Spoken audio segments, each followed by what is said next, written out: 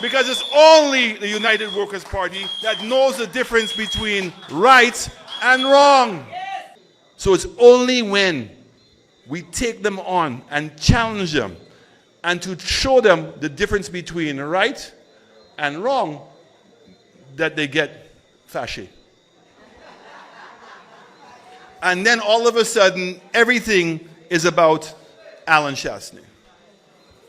So when the Labour Party came in and we were building the new forensic lab, and they've not continued that work, it's because they did not know the difference between right and wrong. St. Lucia Forensic Science Laboratory officially attained accreditation from the American Association for Laboratory Accreditation in 2022. This year, 2023, Vice President of the United States, Kamala Harris, announced that the Department of State will provide technical support and funding to designate the St. Lucia Forensic Lab a Center of Excellence for Regional Forensics. And that vision states that we strive to be a recognized center of excellence for forensic science in the Caribbean region. We have received the support of the U.S. State Department through its Bureau of International Narcotics and Law Enforcement Agency, INL, and they have supported our initiative or our drive to be a center of excellence. The accreditation of the lab benefits not only St. Lucia, but the Eastern Caribbean Supreme Court's jurisdiction and other judicial bodies in the region. It gives us an assurance that what we do, the results that we give out, are results that can be trusted.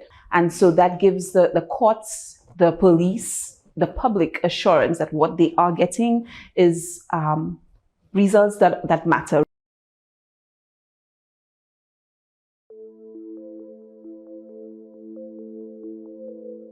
National Security Minister Herman Gil Francis says the additional testing equipment from Taiwan to help beef up services at the forensic lab will be put to good use. He also anticipates that with additional funds provided by Prime Minister Alan Chastanet, it won't be long before the lab becomes the envy of the Caribbean, and that soon it will be used by other Caribbean states for their crime detection.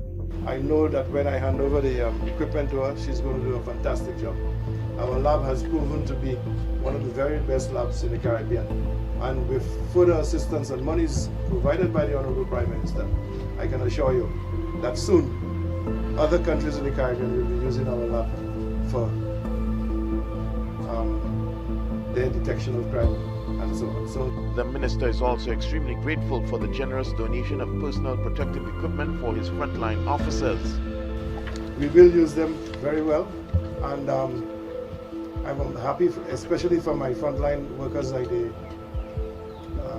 fire officers and police officers who are really the first responders, that they will be knowing for a fact that they are safe and their families will be safe.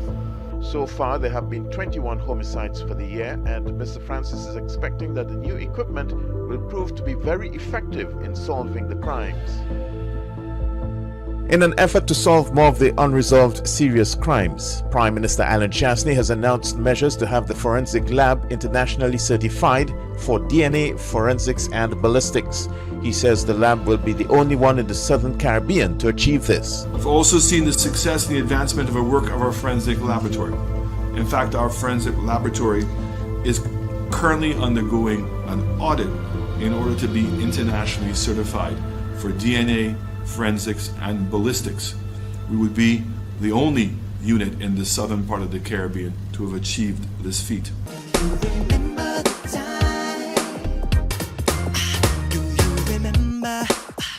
The current administration inherited the forensic lab from the previous SLP administration.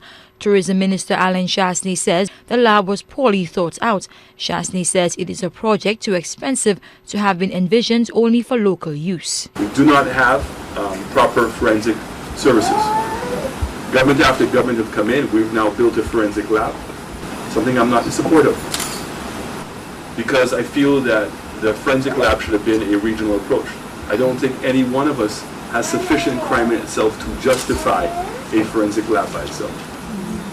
I mean, we may think that 26 or 30 murders or 35 murders are a lot of murders, but when you calculate it in terms of what it costs to run a forensic lab, it's a lot of money on a per murder basis. The man whose government began the forensic lab project has called on the minister to check his facts. Dr. Kenny Anthony says the lab was always envisioned as an OECS-wide initiative.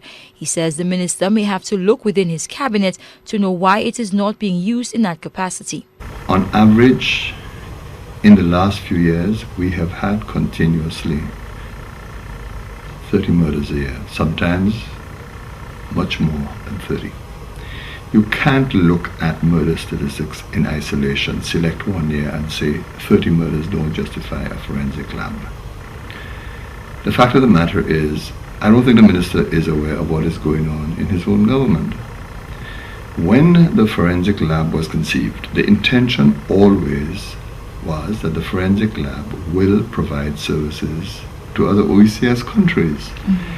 It was a question of inviting other countries to access the services of the forensic lab in St. Lucia. People prepare to honor thee, majestic Peter, Sulphur Springs, St. Lucia, land of beauteous things.